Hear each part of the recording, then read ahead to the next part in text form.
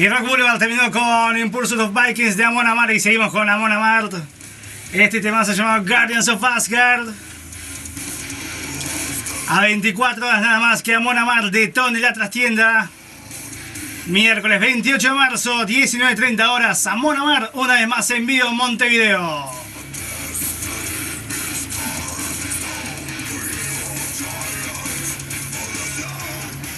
Y esa vocecita que está cantando este tema precisamente es la voz que tengo acá al lado mío.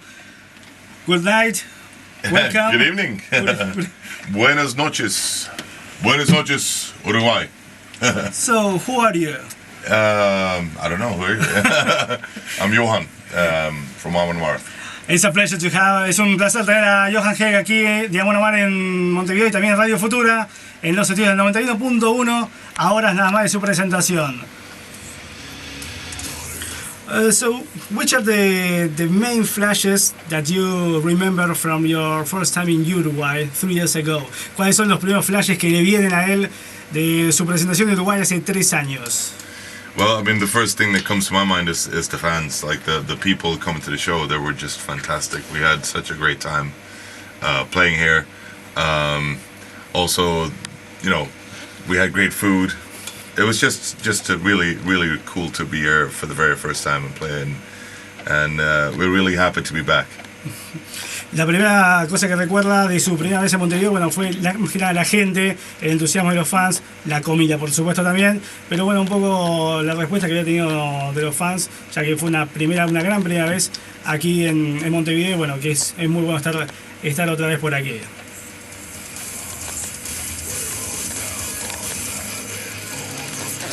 I've seen that you are playing a long set list this time. Yeah. He visto que tiene un largo set list esta vez. How difficult is to choose the songs? It's extremely difficult. I mean, there are so many songs that people always want to hear, that you kind of always have to play, but you also want to mix it up with stuff, because there's always going to be songs that people, like certain people who've been into the band for a long time, want to hear. So you have to try to get something from all the albums in there, but also to have like a good flow in the set list and make the songs work the best. It's really tricky because we have quite a few songs that we ourselves enjoy playing as well. So it's really, you have to balance it out. Plus we also want to try to, surprise the audience every once in a while with songs that we either haven't played for a long while or never even played at all, actually. So it's always difficult to find a good balance, but we try our best. Le preguntaba, bueno, qué tan difícil es para elegir el set list cuando están haciendo las giras, y dice que es extremadamente difícil debido a, bueno, que tiene muchísimas canciones y que hay muchos temas que también la gente quiere escuchar, pero que tratan de hacer un balance. Obviamente, bueno, hay un montón de canciones que quedan afuera, pero bueno, tratan de balancear un poco también con lo nuevo que han editado para tocar en vivo. Y también tratar de sorprender a los fans con algunos temas que quizás hace mucho tiempo que no tocan o que nunca lo han tocado, para, bueno, mantener un poco esa sorpresa en los fans.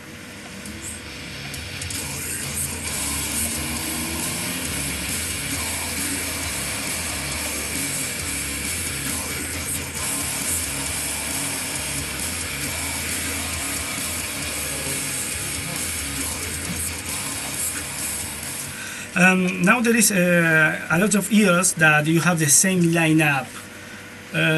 Is it difficult to keep the same lineup to maintain the band together? I mean, we've had the same lineup now since '98. After Martin Lopez. Yeah, Martin Lopez started playing with Opeth, and actually, I personally don't think it's been really difficult, because we have a bunch of people who kind of have the same way of thinking when it comes to where we want to go with the band. And obviously, I mean, we're friends from the start, so I guess that makes it easier. But also, with our continuing growth as a band, I guess it makes it easier as well. But yeah, I mean, it's not always been easy. I mean, we have our fights. We do, but we do respect each other in the band, and we give each other like an equal share of everything, and everybody has their say. It's a democracy, definitely. I mean, we have 5 people in the band, and everybody's vote is worth as much. So that's important for us, to make sure that everybody in the band feels part of the band. So I think that's one of the key factors to why we've been able to keep the same lineup for so long. Le preguntaba, bueno, qué tan difícil era mantener la misma integración, ya que, bueno, venían con muchos años con esta misma formación, y decía que no había sido para él algo tan complicado, ya que desde el 98 que mantiene esta formación, que son amigos incluso desde el comienzo de la banda, y que es una democracia, Amon Amarth, y entonces donde cada uno también tiene su parte de decisión, bueno, en todos los temas de la banda. You were just talking about Martin Lopez, the first drummer, or the drummer that recorded your first record. Yeah. Better to say. So, what do you remember of him in the old times with Martin Lopez? One of the best guys I've ever known. He's such a really cool guy, funny as hell, excellent drummer, really good drummer. So, you know, I love that guy. And he still has my bloody Spiritual Healing album. Really? Yeah. You can reclaim him. Yeah, damn it, Martin, I want to... it's okay, he can keep it. It's funny, though, you know. No, he's a really good guy. He's a really good guy. And you know, when he left for Opeth, it's kind of funny because all of us, we realized that he was probably too good for our band. So Really? We're like, yeah, good one, like, go for it. So we were really happy for him, you know. So. Le preguntaba sobre, bueno, los tiempos, recién comentaba sobre Martín López, el batero que estuvo en el primer disco, bueno, una de las mejores personas que he conocido, un excelente músico. Y bueno, comentaba de que también, aparte de que todavía tiene el Spiritual Healing de Death, que tenía Johan Heck, también comentaba de que en aquel momento, cuando Martín López decide irse de Amon Amarth para Opeth, bueno, le decían que pensaban de que era demasiado bueno en la banda como para mantenerlo, así que bueno, le dijeron lo mejor para que fuera Opeth, para que comenzara, o mejor dicho, siguiera su carrera con la banda sueca. Opeth, that is playing the next day after you're playing. Yeah. Too bad we missed him, man. It would have been fun to meet up.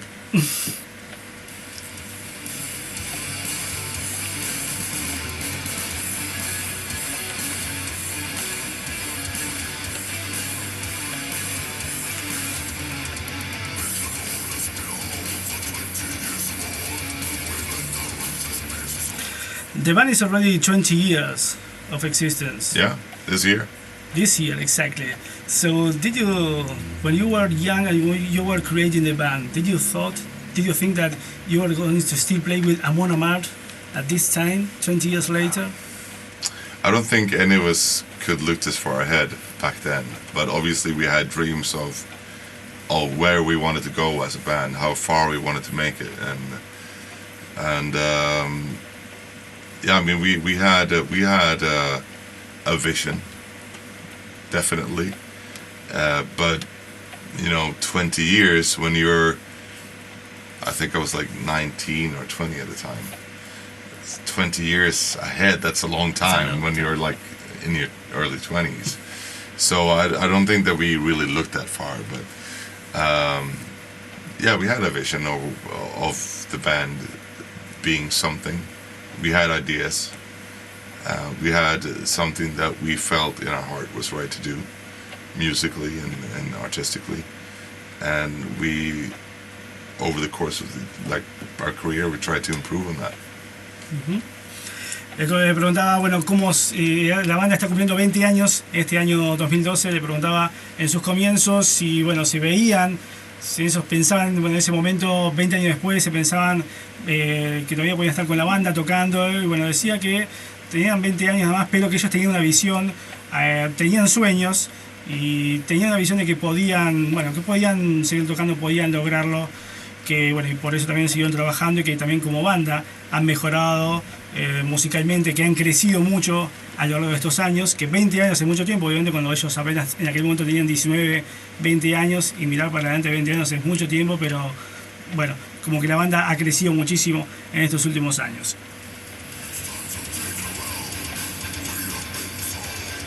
As long as I have seen the setlist, you almost play songs from every album. Yeah, I we are mean, going to please everyone. I mean, we try to make it interesting for everyone. Obviously, you can't play all the songs you want to play, and to be honest and to be fair, the three last albums are the most popular albums that we have. But we do know that we have a lot of old fans out there, like, that's been with us for a very long time, that want to hear the older stuff as well. So we try to at least have something from each album, especially when we do a headline show, to make it, to make sure that we give something back to the people that has been with us for so long and that supported us for all these years. They deserve, obviously, to hear the songs that they really want to hear as well.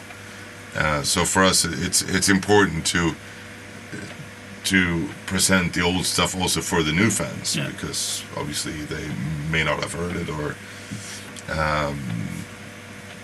maybe not really gotten into it. So when you play it live, it kind of becomes different. But yeah, it's important for us to make present the band from our entire career, when we do headline shows. Viendo un poco los setlists que han tocado en esta gira sudamericana, bueno, hay temas de casi todos los discos. Él decía, que es importante para él mantener un balance y también mostrar al público y un poco de cada uno de los discos. Hay gente que obviamente los últimos 3 discos son los más populares, pero también hay muchos fans que esperan escuchar algunos de los temas de los primeros discos, de los discos viejos. Entonces, bueno, también se busca un poco complacer a todos aquellos fans y también mostrar a los nuevos fans un poco de material viejo que tenía la banda. I remember the same year you came here to Uruguay, saw you a few months later at Wacken with a huge show, with Vikings fighting on the stage, with a big ship on the stage, with big fires. That is a hell of a show. Yeah. That's something you can do at Wacken, obviously. I mean, because, well, first of all, you have the size of the stage. Yes. Also, you have, from something like Wacken, obviously they pay you a lot of money to play. We are not the band that are going to collect all that money and spend nothing on production. We want to put on, if they pay us a lot of money, we want to put on a show. So that's what we do, that's what we want to do. So we have a good connection in Germany with a Viking group that does live fighting and all that stuff, and who also built the ship for us and all that stuff. So, really? Yeah. So it's definitely something that we really enjoy doing. The problem is that stuff like that gets old really fast, so you need to come up with new ideas. But and you have new ideas? Yeah, we're working on stuff now for the upcoming festivals this summer. Not only because obviously we are headlining Summer Breeze, for instance, and also we're one of the headlining bands of Wacken, which means that we have to put something special on, but we are also, this is our 20th anniversary, so we want to do something extra for that, just for those reasons. So yeah, I mean, we're going to try to work something out that's going to be really cool. Le comentaba, que ese mismo año que AMON AMARTH estuvo acá en Montevideo, tuve la suerte de verlos en el Wacken, donde hacían un show, con toda la parafernalia, con fuegos artificiales, un barco vikingo de escenario, guerreros vikingos peleando, y ellos decía que solamente es algo que se puede hacer en el Wacken de Alemania, porque si bien, la banda cobra un dinero, obviamente por estar allí, ellos también intentan devolver con un gran show al público que está presente allí. De hecho, hay un grupo de vikingos allí en Alemania, donde son los que pelean en el escenario, los que también construyeron el barco. Y también siempre la idea es venir con nuevas ideas. Este año son 20 años que está cumpliendo la banda y hay muchos planes para los shows que se vienen.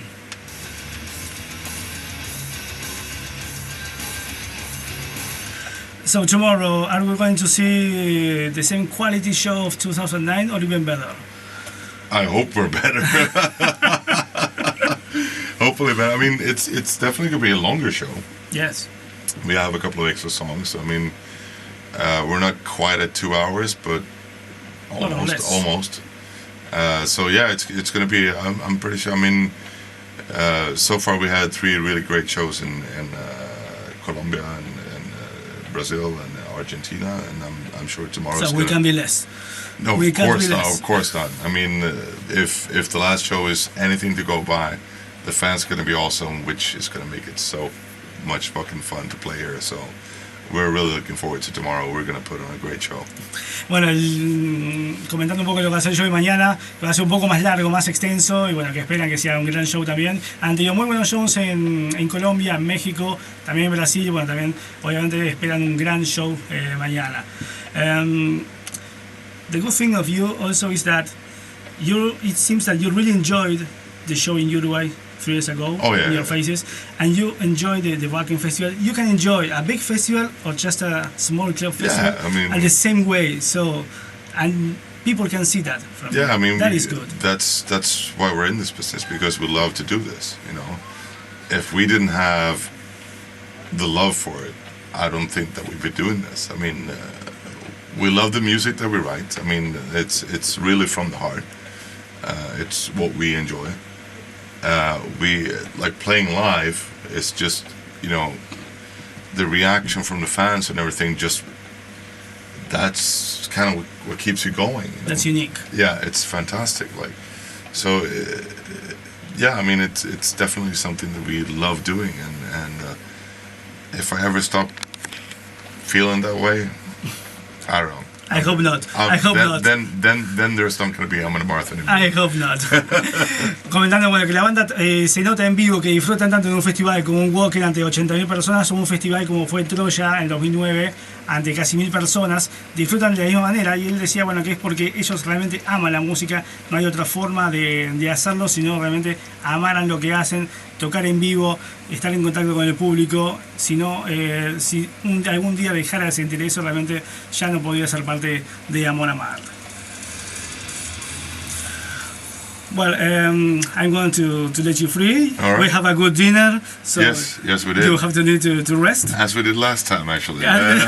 Fantastic food in Uruguay. So it's a good tradition. And the wine was excellent, actually. Really good? Yeah, oof, fantastic wine. Okay, great. Yeah. So perhaps if you want to invite to the fans to the show tomorrow to see you live. Yeah. Hey, Montevideo, you have to come out and see us play tomorrow. It's going to be a kick-ass show. We're going to have lots of fun. And fucking hell, man. It's going to be fucking great. Come out and see us. We're glad to be back. Esa fue la invitación de Johan Heck de AMON AMARTH, su cantante Solier, para mañana en la Trastienda Club. Quedan las últimas anticipadas, muy pocas anticipadas a través de Red UTS durante todo el día de mañana, y capaz que alguna más en la puerta, pero quedan muy pocas para ver a AMON AMARTH una vez más aquí en Montevideo. Johan, it's my pleasure to have you here once again in Montevideo. It's our pleasure to be back, man. It's a pleasure to have you here. Thank you for being here at the radio station. Hey, no problems at all. It was fun. And well, have a good rest and a great show tomorrow as you're going to have. Hell yeah. Thank you very much. Thank you. Muchas gracias.